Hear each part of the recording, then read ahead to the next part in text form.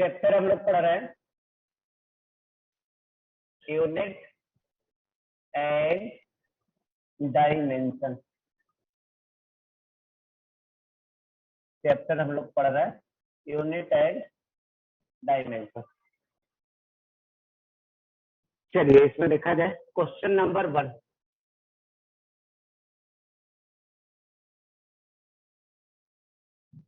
Integration dx divided by under root 2ax minus x square that is equal to a के power n गुना sine inverse x by a minus 1। ये है equation. आपसे पूछा जा रहा है x क्या है, तो ये डिस्टेंस है।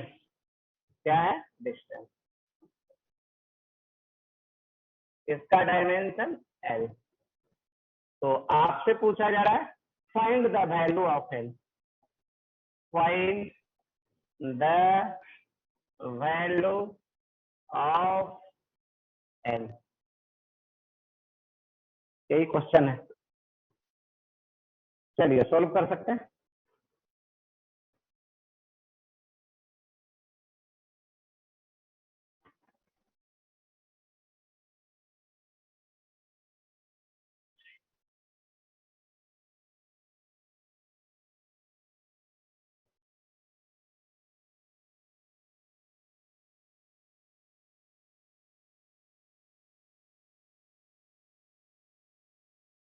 x क्या है?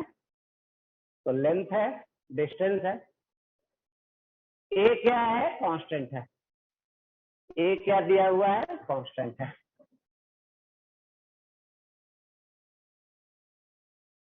आपसे पूछा जा रहा है a के पावर n है, n का वैल्यू पूछा जा रहा है।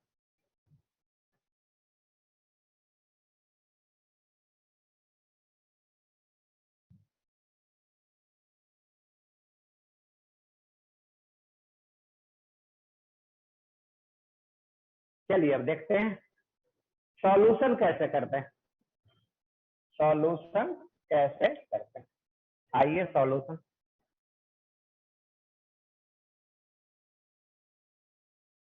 किसमें किसको घटा रहा है, ध्यान से देखते। किसमें किसको घटा रहा है?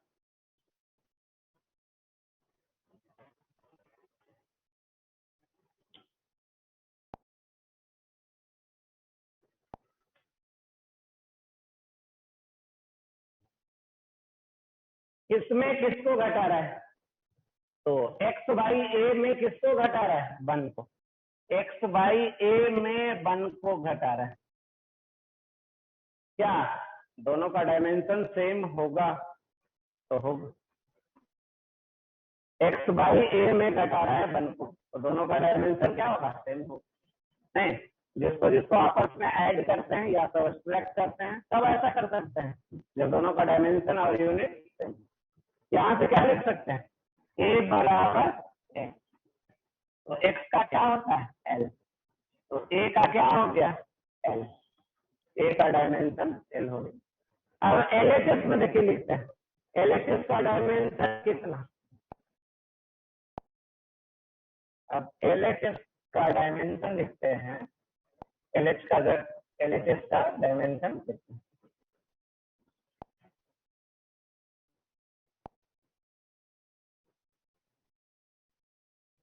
चलिए LHS में क्या है? LHS में है क्या? ये है कितना?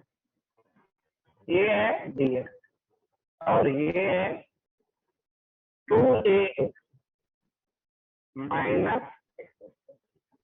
इसका डायमेंशन लिखने जा रहा है। इंटीग्रेशन का क्या डायमेंशन होता है? कुछ नहीं होता है। dx का क्या होता है? dx मतलब स्मॉल चेंज इन x। तो dx का डायमेंशन लेंथ के बराबर होता है अंडर रूट क्या है? एल स्क्वायर और ये भी है एल स्क्वायर। तो ये अब देखिए ऊपर नीचे सेम है, कैंसिल कर सकते हैं।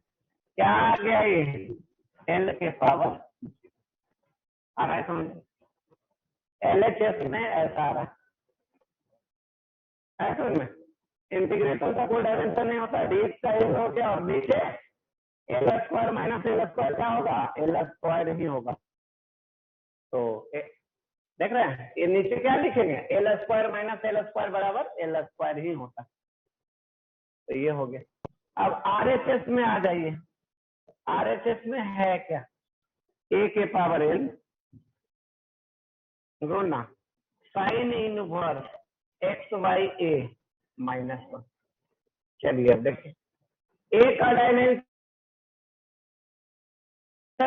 कितना n, ये क्या है ट्राइगोनोमेट्रिक फंक्शन, क्या होता है डायमेंशन लेस।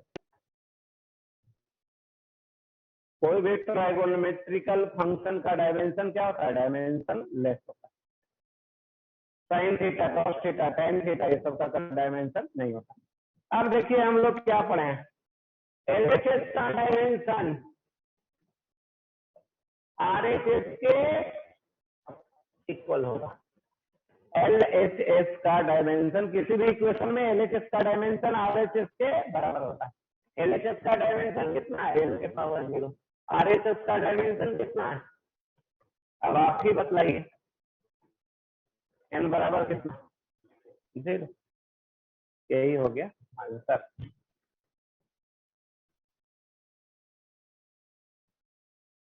चलिए आ रहा है समझ में, फिर से देख लीजिए क्या क्वेश्चन है, यही क्वेश्चन है। क्वेश्चन क्या है, integration dx divided by under root 2ax minus x square. RHS में है a के पावर n गुना साइन इनवर्स XYA माइनस 1। पूछा जा रहा है x अगर डिस्टेंस है, a कांस्टेंट है, n का वैल्यू निकालिए। शुरू कैसे किए हैं, किसमें किसको घटा रहे हैं, इसमें इसको घटा रहा है। कब घटाते हैं हम लोग, जब दोनों का डायमेंशन सेम होता है। तो यहाँ कर दिए, दोनों का डायमेंशन क्या कर दिए, सेम कर दिए। XYA का डायमेंशन a के बराबर, तो यहाँ से निकल गया किसका, a का डायमेंशन, a बराबर x के बराबर। अब देखिए LHS में क्या था, LHS में कितना था, इतना। इंटीग्रेशन का कोई डायमेंशन होता नहीं, dx का कितना l लेंथ, ये L square minus L square बराबर कितना, एल स्क्वायर का अंडर रूट कितना, l नहीं। तो ये जो है वो आ गया, कैंसिल हो गया, तो आ गया l के पावर 0। RHS में है कितना, a के पावर n गुना साइन इनवर्स a के पावर n, a का वैल्यू रख दिए l, n है, साइन इनवर्स डायमेंशन लेस। अब LHS का डायमेंशन RHS से बराबर कर दिए। चले आगे,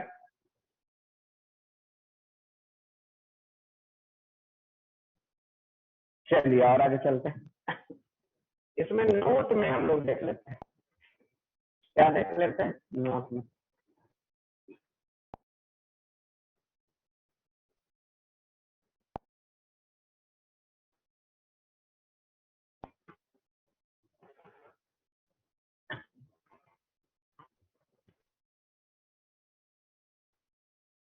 चलिए नोट में क्या देखना है,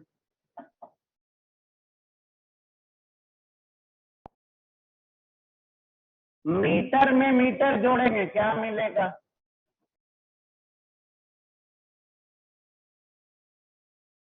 अगर यूनिट किसी का मीटर है, मीटर में मीटर जोड़ेंगे तो मीटर मिलेगा। दूसरा, मीटर में मीटर घटा देंगे क्या मिलेगा, मीटर ही मिलेगा। तीसरा, मीटर में मीटर से गुना कर देंगे क्या मिलेगा, और मीटर में मीटर से डिवाइड कर देंगे क्या मिलेगा, डायमेंशन लेस या यूनिट लेस, डायमेंशन लेस या unitless. Metre metre cancel हो जाएगा, नहीं तो ये हो जाएगा इतना। चलिए तो ये होगी। दूसरा क्वेश्चन एक और लिखते हैं। क्या लिखते हैं? दूसरा क्वेश्चन लिखते हैं।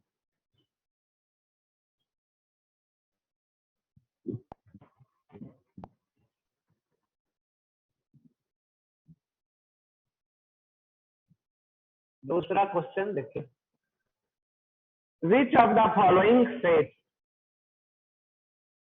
Which of the following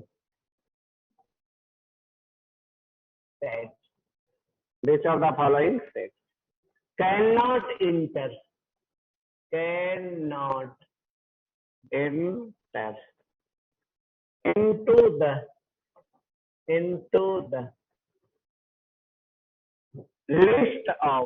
into the list of fundamental quantities,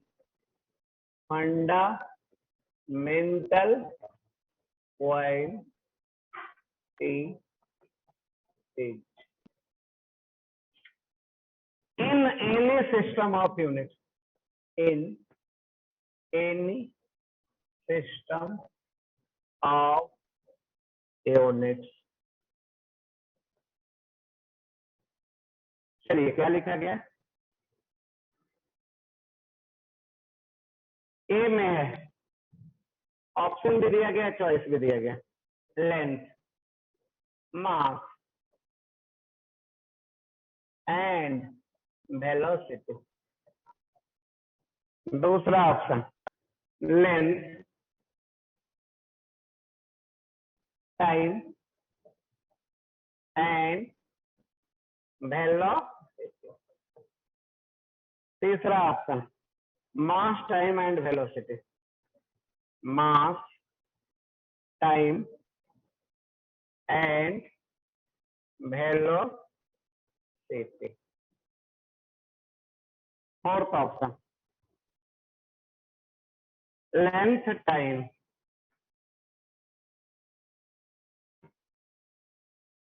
and mass, length, time and mass, ये है। चलिए क्वेश्चन दिख रहा है आपको?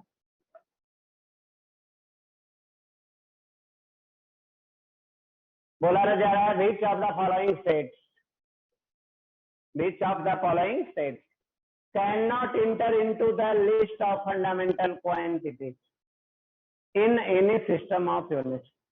बोला जा रहा है कौन सा ऐसा चॉइस है जिसको फंडामेंटल क्वांटिटी के लिस्ट में कैन नॉट इंटर, मतलब नहीं रख सकते। नहीं, कौन सा ऐसा चॉइस है जिसको फंडामेंटल क्वांटिटी के लिस्ट में नहीं रखा जा सकता? Which of the following state can not inter into the list of fundamental quantities. चलिए अब इसको देखिए, पहले हम लोग नोट में समझते हैं कि क्या करते हैं। नोट में पहले हम लोग समझते हैं। चलिए देखिए कैसे। फंडामेंटल क्वांटिटी बतलाइए क्या होता है फंडामेंटल क्वांटिटी? वैसा क्वांटिटी जिसका यूनिट और डायमेंशन अलग अलग हो। फंडामेंटल क्वांटिटी किसको बोलते हैं? वैसा क्वांटिटी जिसका यूनिट और डायमेंशन क्या हो? अलग अलग हो, एक दूसरे पे डिपेंड नहीं करता। नहीं, कौन कौन है फंडामेंटल क्वांटिटी?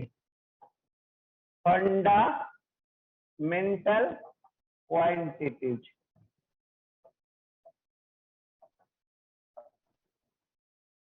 हम नोट में लिखने जा रहे हैं। क्या लिखने जा रहे हैं?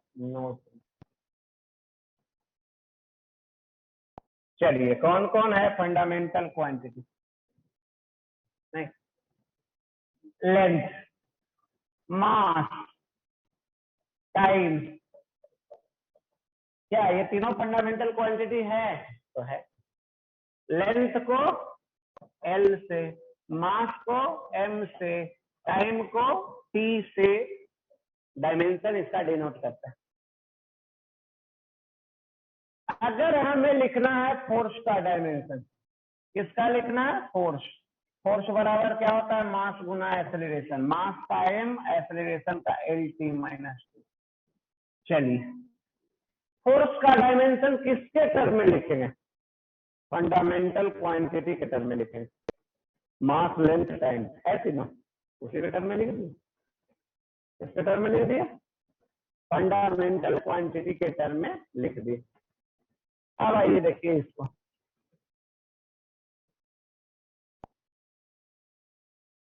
यहां देखिए,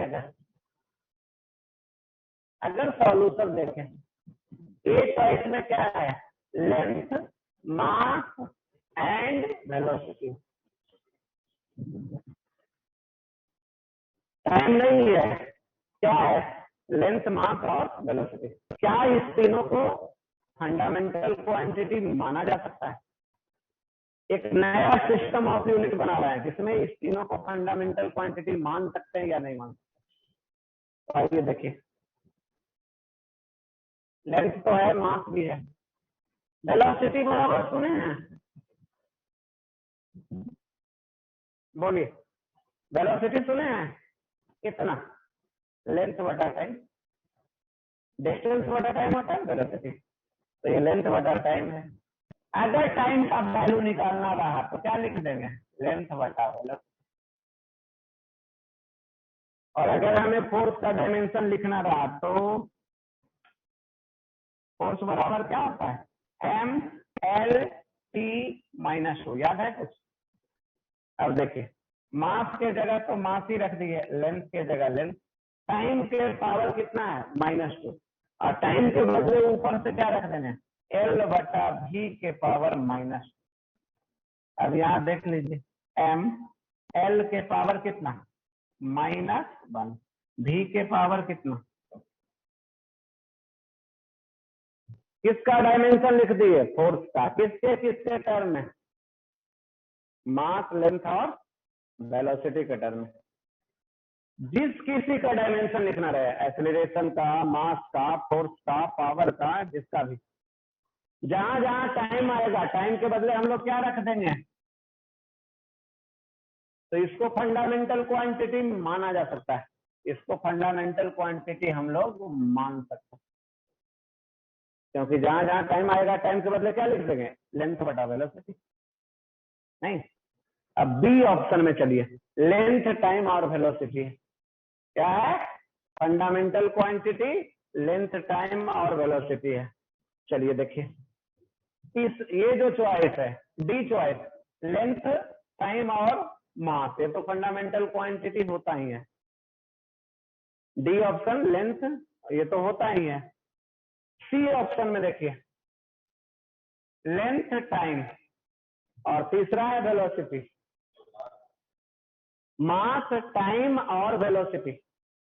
मास तो है, टाइम है, लेंथ के बदले वेलोसिटी निकाल लेंगे, लेंथ जैसे उस टर्म में निकाला गया है, वेलोसिटी बराबर लेंथ बटा टाइम, तो लेंथ यहां से लिख सकते हैं, लेंथ बराबर वेलोसिटी गुना टाइम। तो ये तीनों माना जा सकता है फंडामेंटल क्वांटिटी में। बी चॉइस में देखिए, सिर्फ चेक कर लेते हैं, किसमें, बी चॉइस में।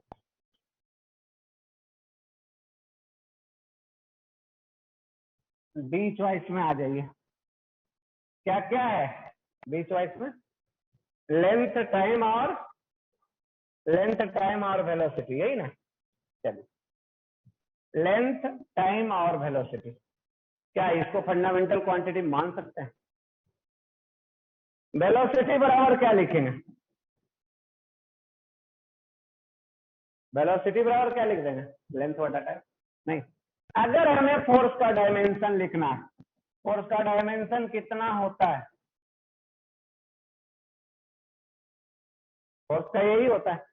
अब जहां मास का जरूरत पड़ेगा, जहां मास का रिक्वायरमेंट होगा, मास का वैल्यू लाएंगे कहां से, देखिए तो मिल रहा है कहीं से, मास का वैल्यू इधर से नहीं मिल रहा है कहीं, इसलिए इसका डायमेंशन लेंथ, टाइम के टर्म में तो लिखा जा सकता है, लेकिन मास को वेलोसिटी से रिप्लेस नहीं किया जा सकता, इसलिए हम लोग फंडामेंटल क्वांटिटी में ये तीनों को नहीं ले सकते। मास, लेंथ और टाइम को हम लोग फंडामेंटल क्वांटिटी में नहीं रख सकते, है समझ में? क्योंकि मास के बदले क्या रखेंगे यहाँ, तो इसका ऑप्शन कौन सा हो गया, यही आंसर हो गया। आंसर कौन सा हो गया,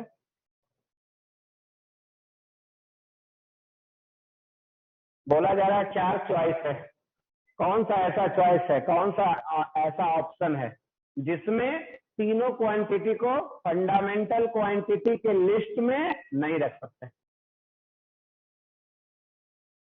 तो डी ऑप्शन तो दिख ही रहा है, लेंथ टाइम मास हो तो फंडामेंटल क्वांटिटी होता ही है। नहीं, ए ऑप्शन में लेंथ मास और वेलोसिटी है, नहीं लेंथ मास और वेलोसिटी है। हम लोग वेलोसिटी को क्या लिख सकते हैं, लेंथ बटा टाइम, टाइम बराबर क्या, लेंथ बटा वेलोसिटी। तो हम अगर फोर्स का लिखना चाहें तो एम एल टी के पावर -2, जहां जहां टी मिलेगा टाइम, टाइम के बदले क्या रख देंगे, एल बटा बी। तो वहां हम लोग लेंथ मास और वेलोसिटी को फंडामेंटल क्वांटिटी मान सकते हैं। वैसा ही सी चॉइस है, मास टाइम और वेलोसिटी को फंडामेंटल क्वांटिटी रख सकते हैं, लेकिन बी ऑप्शन में लेंथ टाइम और वेलोसिटी, हमें जरूरत पड़ेगा किसका, मास का। मास का वैल्यू लाएंगे कहां से, नहीं। तो किसी भी सिस्टम ऑफ यूनिट में लेंथ टाइम और वेलोसिटी को फंडामेंटल क्वांटिटी नहीं माना जाता था, है समझ में? चलिए आगे बढ़ते हैं, क्वेश्चन नंबर 3।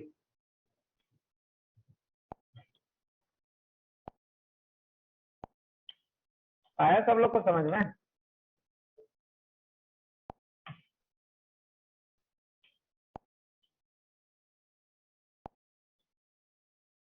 चलिए एक और क्वेश्चन लिखते हैं, question number 3। A physical quantity is measured. A physical quantity is measured. Is measured. And the result is. And the result is.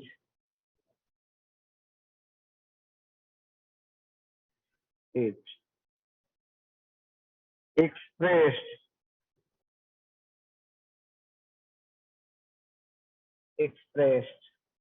as NU, as NU, where U is the unit, where U is the unit, where U is the unit.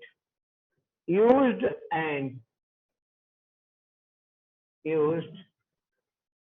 and N is the, and N is the, and N is the numerical value, numerical value.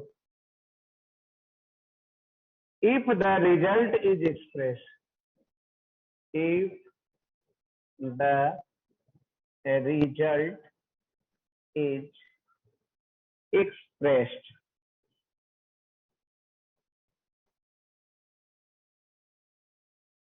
in various units, in various units, then M, N,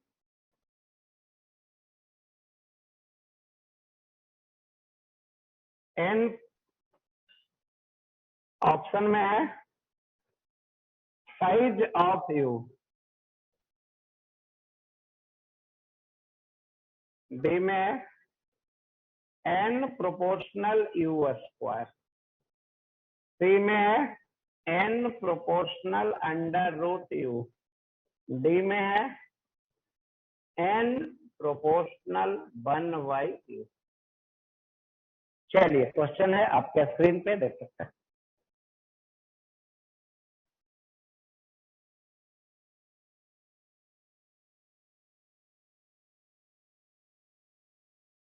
A physical quantity is measured and the result is expressed as NU, where U is the unit and N is the numerical value. The result is expressed in the various system of units. तो क्या होगा?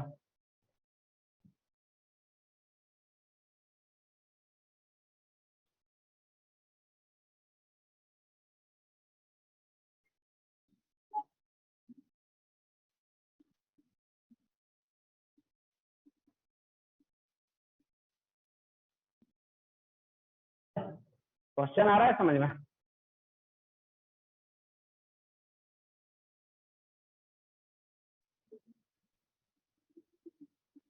Option D का।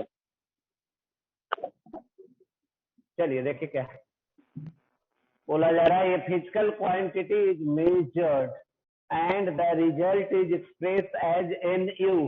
N क्या unit है और N you क्या है unit है और एन क्या है न्यूमेरिकल वैल्यू है। If the result is express in various unit, अलग अलग यूनिट में यूज किया जा रहा है।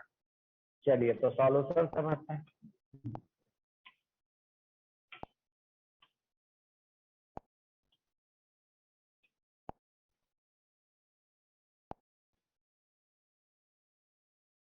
सॉल्यूशन देखिए, अगर हम आपसे पूछे ये पेन है, नहीं मेरे हाथ में क्या है, एक पेन है, इस पेन का लेंथ क्या है, क्या बतलाएंगे आप? अगर आपसे पूछा जाए what is the length of this pen, अगर सपोज कीजिए आप बतलाते हैं 10 सेंटीमीटर, क्या बतला रहे हैं 10 सेंटीमीटर, हो सकता है कुछ। अब देखिए दूसरा बच्चा है, ये इसी को बतला रहा है नहीं मेरा इतना आया, दूसरा बच्चा का कितना आया, इतना आया। कौन बच्चा सही है, फर्स्ट या सही सेकंड?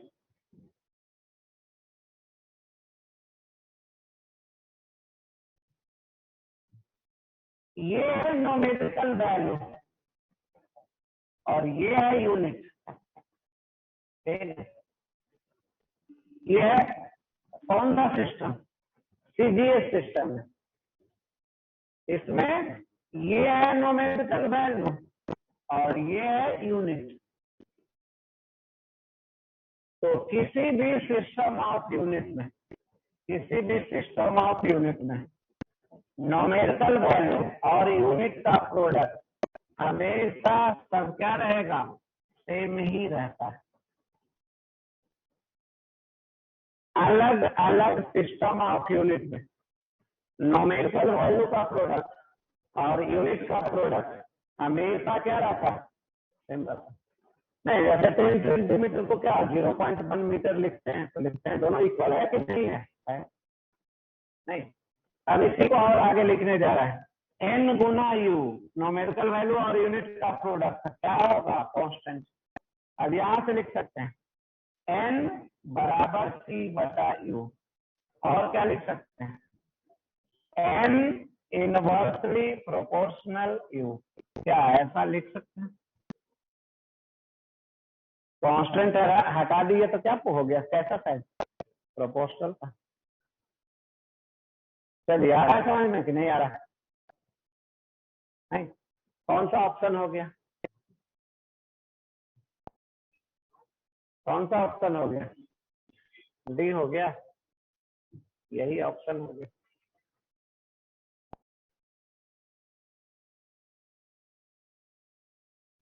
चलिए कौन सा नंबर था हम लोग का, थर्ड नंबर। अब आगे चलें fourth number.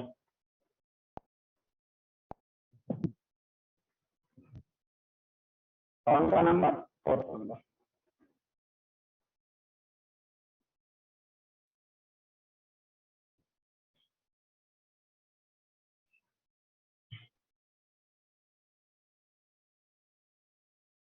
Suppose the acceleration due to gravity. Suppose the acceleration due to gravity. Acceleration due to gravity Suppose the acceleration due to gravity at a place is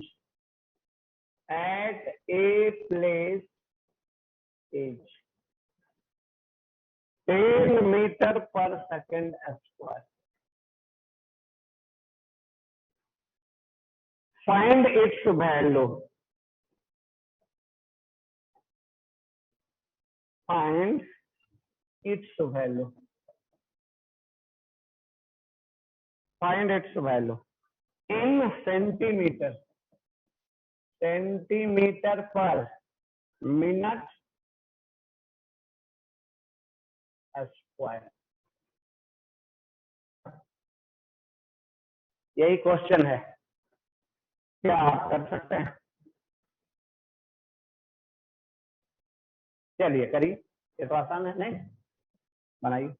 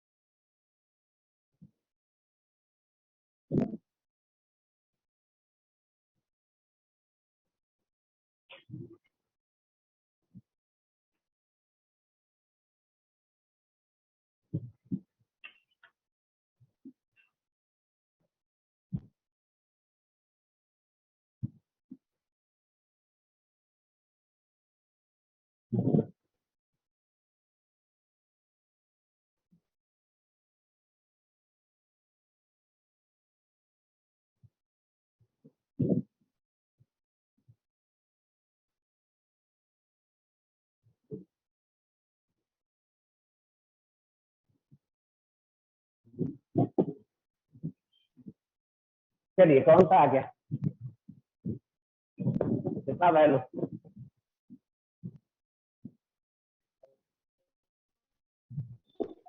36 into 10 to the power 5. 36 into 10 to the power 5 centimeter per minute square. चलिए देखते हैं मिलाते हैं. जी का value क्या दिया हुआ है? 10 मीटर पर सेकेंड स्क्वायर. किसमें बदलना है? सेंटीमीटर पर मिनट स्क्वायर. चलिए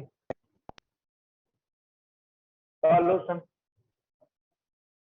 जी का वैल्यू 10 मीटर पर सेकेंड स्क्वायर. चलिए बदलिए. 1 मीटर बराबर कितना सेंटीमीटर? 100 सेंटीमीटर. 1 सेकंड बराबर कितना मिनट? 1 सेकंड बराबर हो गया 1/60 मिनट.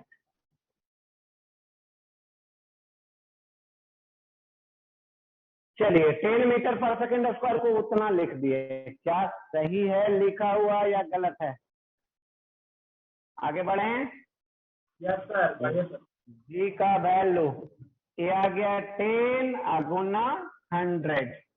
बाहर कर दीजिए. इधर रख दीजिए सेंटीमीटर. ये 1/60 है. 1/60 का स्क्वायर इतना. और ये आ गया मिनट का स्क्वायर. इतना आ रहा है समझ में? अब देखिए कितना आ गया. ये आ गया 3600. इन आ गया. ऊपर चला गया ना. अब गुना 1000. गुना कितना? 1000. और ये है सेंटीमीटर पर मिनट. तो यही आ गया. अब इसको जैसे रख दीजिए. ये आ गया 36 गुना 10 के पावर 5 सेंटीमीटर पर minute square. This is the answer.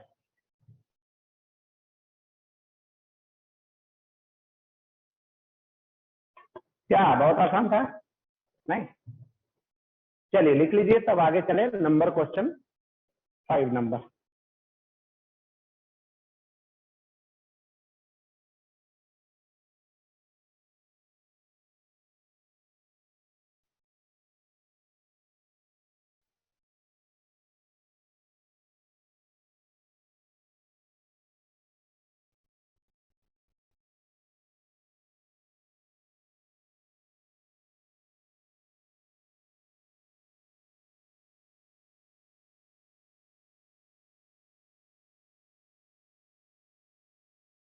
चलिए next number 5।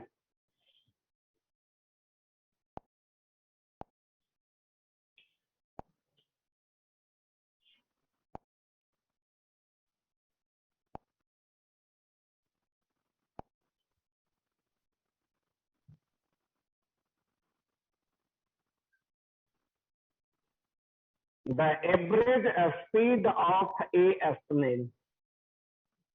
The average speed of a snail is 0.02 mile per hour. Convert this speed. Convert this speed. Convert this speed in SI unit. In SI unit. चलिए solve करिए।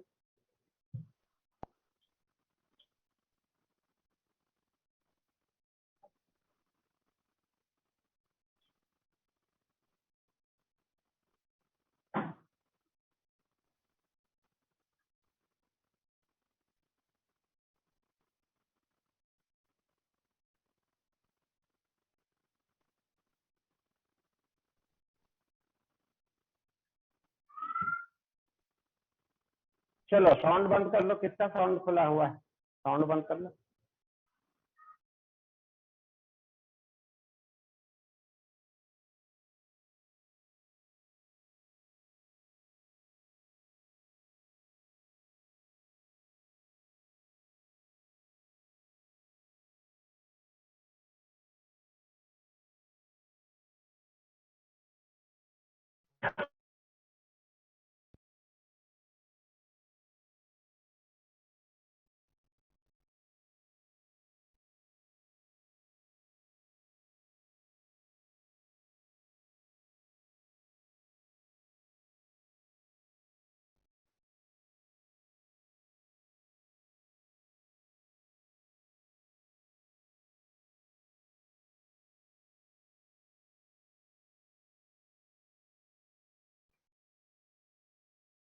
चलिए solve करें।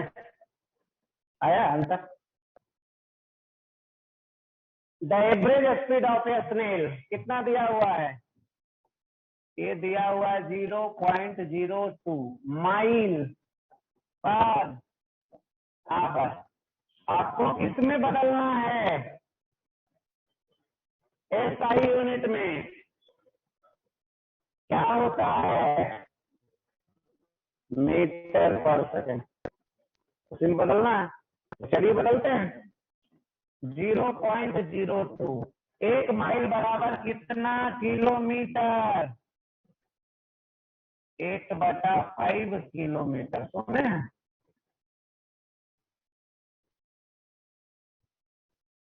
नहीं सुने ये? और एक आवर बराबर कितना सेकेंड? नहीं। चलिए इसको नोट में लिख देते हैं इधर। क्या सुना है? देखिए 8 किलोमीटर बराबर कितना होता है? 5 माइल। सुना है ऐसा? सुना है ऐसा? 8 किलोमीटर बराबर क्या होता है? 5 माइल होता है। नहीं सुना है तो सुन लीजिए। नहीं, पुराने टाइम में आज भी चलिए देखिए किलोमीटर मीटर तो हम लोग यूज करते हैं। नहीं, यहाँ से स्टेशन का कितना डिस्टेंस है? नहीं, पटना जंक्शन का डिस्टेंस 3 किलोमीटर यूज करते हैं। नहीं, पुराने टाइम में रूरल एरियाज में क्या यूज होता था? नहीं, कि आपके विलेज से बगल वाला जो शहर है, डिस्ट्रिक्ट है, वो कितना माइल है, तो माइल में यूज होता था। तो क्या होता है? 8 किलोमीटर को 5 माइल्स बोलते हैं। तो 1 माइल्स बराबर कितना? 1 माइल बराबर कितना? 8/5 किलोमीटर। हो गया? चलिए अब उधर चलते हैं। क्या आ गया? ये आ गया 0.02। 8/5 को 1.6 बोलते हैं। और 1 किलोमीटर बराबर कितना मीटर? 1000 मीटर। अब बटा कितना है? 3600 सेकंड। इसको ये सबको गुना कर लीजिए, कर सकते हैं ना? ये सबको क्या कर दीजिए, गुना कर दीजिए। तो भी एवरेज बराबर आ जाएगा इतना। यूनिट क्या आ जाएगा? मीटर पर सेकंड। नहीं, क्या आ जाएगा? इतना मीटर पर सेकंड आंसर।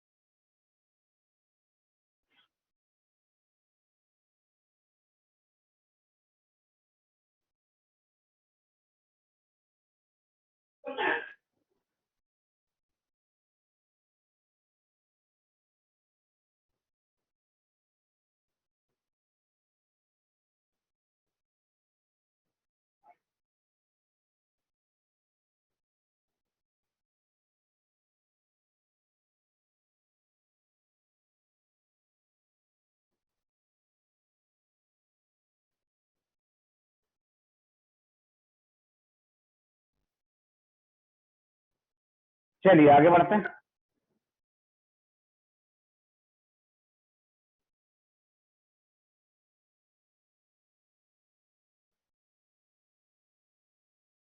नंबर कौन सा? 6।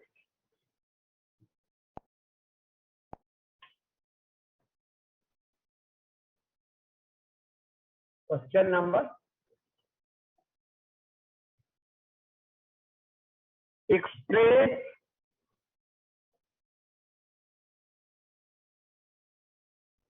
express the power of A. Express the power of A. Express the power of A. 100 watt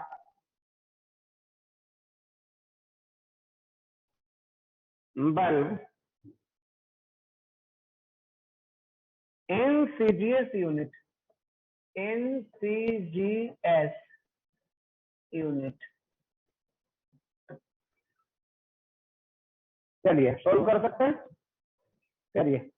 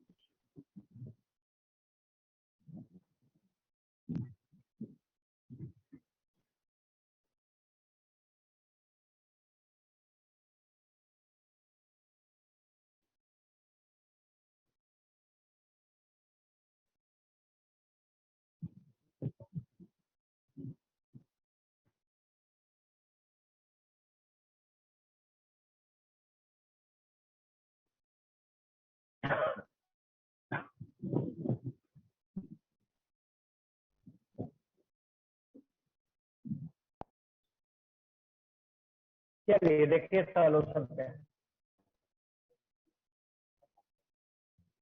express the power of a 100 watt bulb in CGS. Power है कितना है? 100 वाट। वाट कैसा यूनिट है? SI unit है। वाट कैसा unit है? SI unit. पावर का dimension समझते हैं? पावर बटा क्या होता है? वर्क बटा टाइम। वर्क का क्या होता है? ml2t-2 बटा टाइम। पावर का डायमेंशन क्या हो गया? ml2t-3। पावर का यूनिट क्या हो गया? केजी मीटर पर स्क्वायर पर सेकेंड क्यूब। पावर का यूनिट क्या हो गया? केजी मीटर स्क्वायर पर सेकेंड क्यूब। अब यहां देखिए लिखने जा रहे हैं, इसको लिख सकते हैं 100 केजी मीटर स्क्वायर पर सेकेंड क्यूब। इसको सीजीएस में बनाइए। चलिए ठीक ना। 1 केजी बराबर कितना है? 1 केजी बराबर कितना? 1000 ग्राम। 1 मीटर बराबर कितना? 100 सेंटीमीटर।